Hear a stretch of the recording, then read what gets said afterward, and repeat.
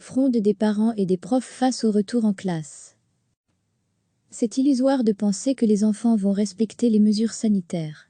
Je n'ai pas très envie d'envoyer mon fils à l'école dans ces conditions-là. Nicolas est père de 2 enfants, dont un qui s'impatiente de retrouver ses copains en première primaire, dans son école de Louvain-la-Neuve. Il résume bien la crainte de beaucoup de parents ces dernières heures. 4 mètres carrés par enfant et respect des distances de sécurité dans la cour de récréation. Ça peut tenir pour les plus de 9 ans, mais avant c'est impossible. Et il n'y a pas que les parents qui s'inquiètent. Les profs sentent venir un casse-tête impossible. Marjorie Wautrec est enseignante en première primaire à l'école du Gros Fa à Charleroi. Elle explique que les bâtiments ne sont pas adaptés au niveau sanitaire et au niveau des surfaces. Pour 10 enfants, il faudrait 48 M2, mais nos classes sont plus petites. Et ne parlons pas du manque d'éviers et des toilettes. Asthmatique, cette enseignante vérifiera aussi auprès de son médecin si elle peut reprendre le travail dans ces conditions. Et puis quand on voit les jours qu'il reste avant la fin de l'année. Si on retire les congés en mai et juin et qu'on divise par 2 pour faire des demi-classes, il ne reste pas beaucoup de temps. On va de toute façon devoir remettre tout le monde à niveau en septembre.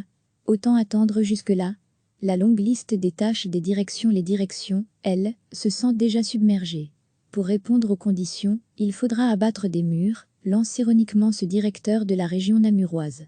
Il faudra peut-être mettre du plexiglas à certains endroits, tracer des espaces sur le sol, installer plus d'éviers, parfois rénover des toilettes, engager du personnel d'entretien supplémentaire, refaire les horaires de tout le monde. La tâche s'annonce cornélienne, voire impossible. Recevez chaque matin l'essentiel de l'actualité. C'est illusoire de penser que les enfants vont respecter les mesures sanitaires. Je n'ai pas très envie d'envoyer mon fils à l'école dans ces conditions-là. Nicolas est père de 2 enfants, dont un qui s'impatiente de retrouver ses copains en première primaire, dans son école de Louvain-la-Neuve. Il résume bien la crainte de beaucoup de parents ces dernières heures. 4 mètres carrés par enfant et respect des distances de sécurité dans la cour de récréation. Ça peut tenir pour les plus de 9 ans, mais avant c'est impossible. Et il n'y a pas que les parents qui s'inquiètent. Les profs sentent venir un casse-tête impossible. Marjorie Wautrec est enseignante en première primaire à l'école du Gros Fa à Charleroi. Elle explique que les bâtiments ne sont pas adaptés au niveau sanitaire et au niveau des surfaces. Pour 10 enfants, il faudrait 48 M2, mais nos classes sont plus petites. Et ne parlons pas du manque d'éviers et des toilettes. Asthmatique, cette enseignante vérifiera aussi auprès de son médecin si elle peut reprendre le travail dans ces conditions. Et puis quand on voit les jours qu'il reste avant la fin de l'année. Si on retire les congés en mai et juin et qu'on divise par 2 pour faire des demi-classes, il ne reste pas beaucoup de temps. On va de toute façon devoir remettre tout le monde à niveau en septembre. Autant attendre jusque-là. La longue liste des tâches des directions. Les directions, elles, se sentent déjà submergées.